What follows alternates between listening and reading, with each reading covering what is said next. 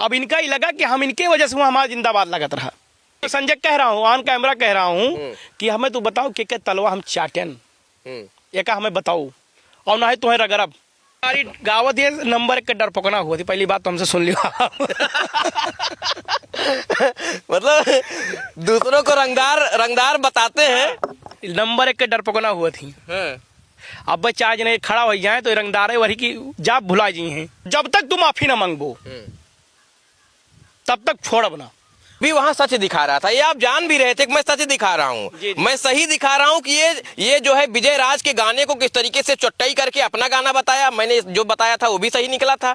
मैंने ये भी बताया था कि अपने गुंडों को लेकर गया था और वहां मारपीट की घटना को अंजाम दिया, और जब मारपीट ज्यादा हुई तो उसमें इसको भी चोटें आई, मैंने उसको दिखाया। तब मुझे गालियां दी जा रही थी। तो आप प्रदीप यदुवंशी जी आप बताइए हमें कि जब सच सामने खड़ा हो और दूसरी तरफ अपनी बिरादरी के लोग खड़े हों, तो प्रदीप यादव सच को चुनेंगे या अपनी बिरादरी को चुने? देखिए भैया, मैं उस समय जान नहीं पाया। जो पट्टी बांधा था झूठाइन बांधा था वो पक्की बात। हाँ, वो झूठा है, कोई मतलब नहीं था उसका, टाका का नहीं लगा, सब कुछ नहीं था, सबसे हवाबाजी थी उसकी, पता था। मैं बाद में मुझे पछतावा भी हुआ यार, सुल्तानपुर में झगड़ा भाई गलत ही नहीं रहे।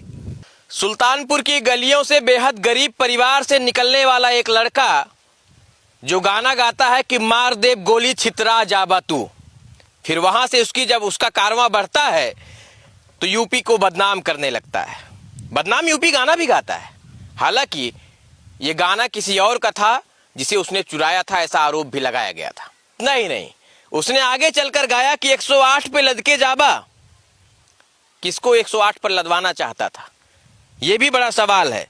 और तब इतना गिरा ये, जितना बरेली के बाजार में झुमका नहीं गिरा था जब इसने 376 गा दिया। ये 376 लगवाने का ठेकेदार निकला। नाम है संजय यदुवंशी, एक ऐसा गायक जो बेहद कम समय में अपनी पहचान जरूर बनाई, लेकिन अश्लीलता ना परोसते हुए उसने कुछ ऐसा विष इस समाज में बोया जिससे आधुनिक समय में और नए उम्र के बच्चों में ऐसी उत्तेजना उत्पन्न होना शुरू हुई जिसे हम हिंदी भाषा में आसान भाषा में कहें तो अपराध को बढ़ावा देने लगा। हाल ही में इस वक्त सुर्खियों में है, चर्चाओं में है। इसके पहले भी मैंने इसके कारनामों का विरोध किया था। ये अमन सिंह नाम के एक लड़के के पास अपने गुर्गों को ले जाता है, वहां ये मारपीट की घटना को अंजाम देता है और इसके बाद इस पर कई गंभीर धाराओं में मुकदमा पंजीकृत होता है। हाल ही में नंदनी नगर गया था और किस तरीके से पूरी घटना हुई वो मुझे बताने की जरूरत नहीं है। इस पूरे विषय पर चर्चा में हमारे साथ समाजसेवी प्रदीप यदुवंशी, जो अयोध्या के मिल्कीपुर के रहने वाले हैं। चेहरा इनका कोई पहचान का मोहताज नहीं है। बहुत स्वागत है आपका, कैसे हैं आप? प्रणाम आपको, मेरा प्रणाम। बहुत शुक्रिया। क्या चल रहा है? ये संजय यदुवंशी जो मेरे ही गृह जनपद का है, यकीनन मेरे गृह जनपद का है, जी। तो मुझे अच्छा लगा जब इसका नाम हुआ। जी। लेकिन जब ये नाम से बदनाम करने लगा तो थोड़ा सा तकलीफ हुई। अभी क्या चल रहा है आप लोगों के बीच में? देखिए, चल क्या रहा है, जैसे हमने इसको उठाने के भरसक प्रयास किया, मतलब भरसक प्रयास किया। यहाँ तक का जान लीजिए सगा भाई के तरीके इसको ट्रीट किया हमने कि ठीक है, अपने समाज के यादव समाज के लड़का है, आगे जाए, ठीक है। लेकिन यह लड़के का इतना घमंड आई गोवा, लोगन का प्यार पाई गे कि आपन और परावा समझिन मनाया होता कुछ। और नंदनी नगर हमें सब गवाह रहने, इनका लड़के गए अंदर, हमें सब ठीक है, भीड़ उठी इनका देखे ताई, हम लोग भी रहे तो हम लोग की चाहत रहनी आगे जाए। लेकिन भवाई भैया कि अंदर 2-3 घंटा अपन बैठा रहे हैं, भीड़ ज्यादा रही है क्योंकि राजकथा भी चल रही थी, तो ऑलरेडी भीड़ वहां पहले से थी। तो हम भाई बाहर चलाएं, तो जब बाहर चले भाई हम लोग को भी जानने पहचाने लोग हैं, सामाजिक काम करते हैं, तो जो सामाजिक काम करते हैं भाई हमारा जिंदाबाद लगाने लगे वो लोग। अच्छा, जो हमारे भाई आपका काम है, आप जिंदाबाद लगाने लगे। अब इनका ये चीज बहुत बेकार लग गया अंदर।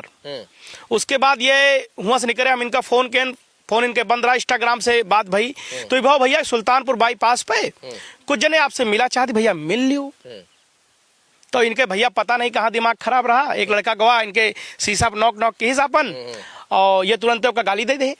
तो कहीं भैया प्रदीप भैया साथे खोई, क्या करिए आया था? अरे गाली दिया, माँ बहन की गाली दिया। अब वो लड़का अगर फोन मिलाऊंगा तो बता देगा। अच्छा, तो माँ बहन की गाली दे दिया कि हम उनको नहीं जानते हैं।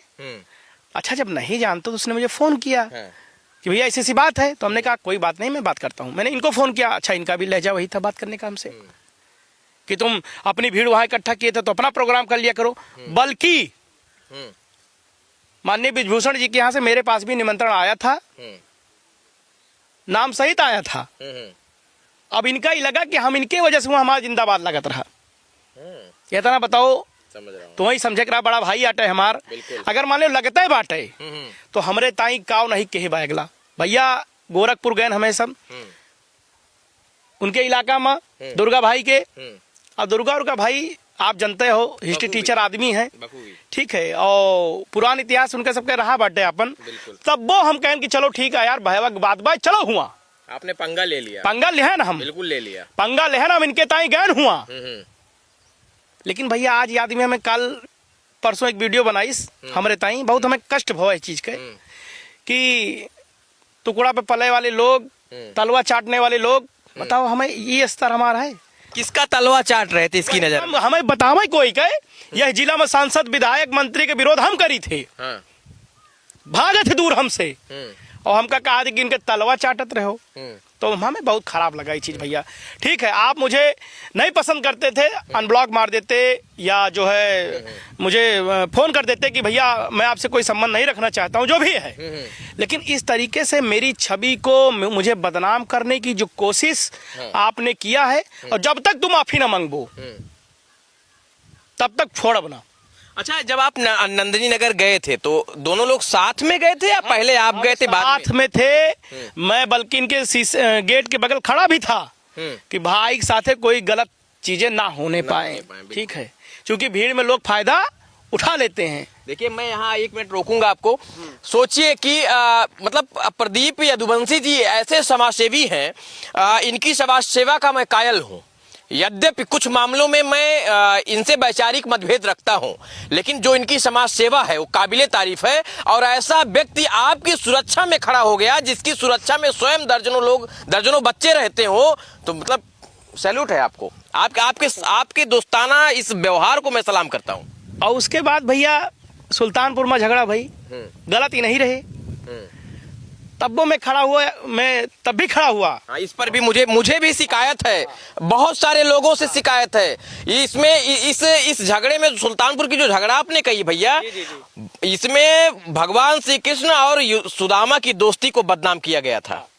अब आप कह लीजिए, फिर मुझे भी शिकायत था कि भैया चूंकि भाई मामला हम लोग को शुरुआत में पता नहीं था, हम तो एक दोस्त के नाते गए, दोस्त के नाते चोट खाए थे, पट्टी बांधे हुए थे, तो एक दोस्त का कर्तव्य होता है कि उसकी रक्षा करे। बिल्कुल।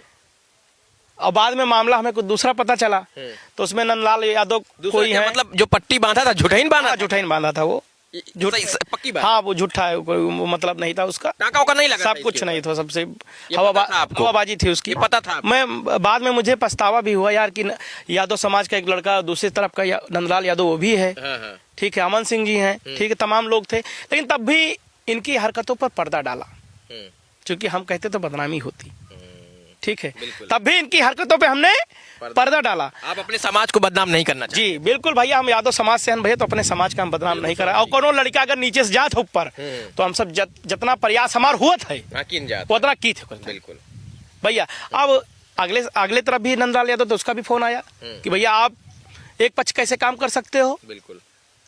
तो हमने उससे कहा कोई बात नहीं, ठीक है, देखा जाएगा। बात किया हमने उससे, हमने कहा जो भी बात है सुलह समझौता अपना कर लेना सभी लोग, ठीक है। फिर बाद में क्या हुआ मुझे नहीं पता है। अब देखो इतना बड़ा अगला टकरार हमसे कह ली कि तलवा चाटने वाला बना दी हमका भाई, ठीक है। हम तो जब आ रहे थे ना, हम तो प्रदीप भैया जब हम आ रहे थे तो हम तो ये सोच रहे थे कि पता नहीं जिसका तलवा प्रदीप भैया चाटे हो, तलवा बचा भी है, तलवा खत्म हो गया। ये तो संजय को बताना चाहिए। मैंने तो पोस्ट भी डाला है कि अगर आप बताना चाहें कि प्रदीप जी किसका तलवा चाट रहे थे, तो मैं आपका अभी भी आह्वान कर रहा हूँ, आप में हिम्मत हो तो आप टाइम्स ऑफ यूपी के सवालों का जवाब देने आ जाइए। संजय कह रहा हूँ, ऑन कैमरा कह रहा हूँ कि हमें तू बताओ कि तलवा हम चाटन, ये का हमें बताओ, और ना है तुम्हें रगरब, जब तक तू जो ना है कि जवाब ना दे दे वो हमें।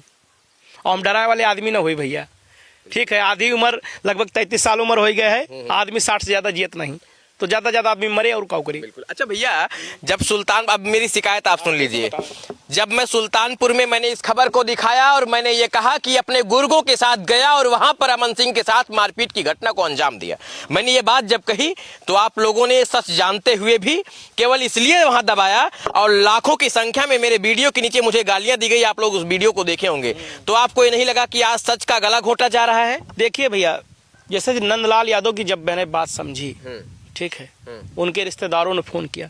नंदलाल यादव के रिश्तेदार हमारे बगल में ही हैं, वो हमारे घर पे आई, कहा प्रदीप भैया आप इस चीज को समझ नहीं रहे हैं, ठीक है, लेकिन भैया पट्टी पुट्टा हम देखे रहे हैं भैया, हम लगा हाँ हो सकता भाई सही हुए। तो कुल मिला के इनके नाटक रहा इस चीज के, और मुझे लगता है कि इस बात का मुझे आहत है सबसे ज्यादा, इसे किस तरीके से एक छोटे भाई का फायदा उठाया, छोटे भाई होने का फायदा उठा लिया। भैया मेरी शिकायत मेरी ये है कि मैं ब्राह्मण था, यद्यप मैं बेशक ब्राह्मण हूँ और हर आदमी की अपनी जात के प्रति झुकाव होता है, आपका हो ये लाजिम है, क्योंकि नात मात रिश्तेदार सब आपकी जात में है ना, तो पहले लोग अपना देखते हैं, लेकिन मैं फिर भी वहां सच दिखा रहा था। ये आप जान भी रहे थे कि मैं सच दिखा रहा हूँ, मैं सही दिखा रहा हूँ कि ये जो है विजय राज के गाने को किस तरीके से चुट्टाई करके अपना गाना बताया। मैंने जो बताया था वो भी सही निकला था। मैंने ये भी बताया था कि अपने गुंडों को लेकर गया था और वहां मारपीट की घटना को अंजाम दिया, और जब मारपीट ज्यादा हुई तो उसमें इसको भी चोटें आई, मैंने उसको दिखाया। तब मुझे गालियां दी जा रही थी। तो आप प्रदीप यदुवंशी जी आप बताइए हमें कि जब सच सामने खड़ा हो और दूसरी तरफ अपनी बिरादरी के लोग खड़े हों, तो प्रदीप यादव सच को चुनेंगे या अपनी बिरादरी को चुनेंगे? देखिए भैया, मैं उस समय जान नहीं पाया, हकीकत तो ये है, क्योंकि आनंद फानन में हम लोग जब ये घटना सुने तो हम लोग रात को 12 बजे पहुंचे आनंद फानन में। तो भैया जैसे हमारे पट्टी बंधी भाई आप आयो मिले हमसे, तो आप ना जान पाओ वो चीज, जो चीज पट्टी के अंदर में है आप नहीं जान पाओगे। तो हम आपसे संवेदना रखने के लिए गए हुए थे, नहीं यार कोई चीज गलत ना होने पाए, हमारा भाई हमारा मित्र है। लेकिन आज भैया इतना घमंड नहीं ठीक है कि आदमी आपन परावा भूल जाए। हमें क्या बताइन तलवा चाटे वाले, बिल्कुल हमें कितना कष्ट है ये बात का लेके। बिल्कुल। आप अच्छा, ये जैसे तलवा चाटने वाले सवाल का जवाब आप चाहते हैं, तो जरा आप संजय जी से कहिए कि टाइम्स ऑफ यूपी पर आमने सामने हो जाए। बताओ, हम तो कही थे आमने सामने आ जाए, ठीक है, आमने सामने तलवा के चाटन कौन है, अयोध्या जिला में के बाटे या उत्तर प्रदेश में के बाटे जगह प्रदीप तलवा चाटिन, ये का बताओ हमें। अगर नहीं बताते ना बता रगरब इनका, रगरबा बिल्कुल रगरब, गुंडाई करबा, आप गुंडाई करब। अच्छा, मैं पहला ऐसा व्यक्ति हूं, मैं दावे के साथ ये बात कह रहा हूं कि सबसे पहले मैं गुंडई के जितने भी गाने आए, जिसको लोगों ने हाल फिलहाल में सारे गामा पा से दूर करते हुए कहा कि रंगदारी वाला गाना है। मुझे आज तक संस्कृत संगीत के इतिहास में समझ में नहीं आया कि सारे गामा पा सुर ताल के अलावा भी कोई रंगदारी जैसा कोई फेम होता है। लोग संगीत में जानता था, बिरहा जानता था, तमाम ऐसे गाने, सोहर जानता था, ये गाने जानता था, लेकिन रंगदारी एक ऐसा ट्रेंड लेकर आए ये लोग जिसकी वजह से आम समाज के लोग प्रभावित। गावत ये नंबर 1 का डर पकना हुआ थी, पहली बात तो हमसे सुन लिया। मतलब दूसरों को रंगदार बताते हैं, नंबर 1 के डर पकना हुआ थी। अब बच्चा आज नहीं खड़ा हो जाए तो रंगदार वही की जाप भुला जी हैं, ठीक है। तो ये बड़ा खुलासा है कि जितने लोग रंगदारी गा रहे हैं, जरा अपनी असलियत को दिल थाम के सुनिएगा। ये प्रदीप भैया बता रहे हैं कि तुम्हारी असलियत क्या है।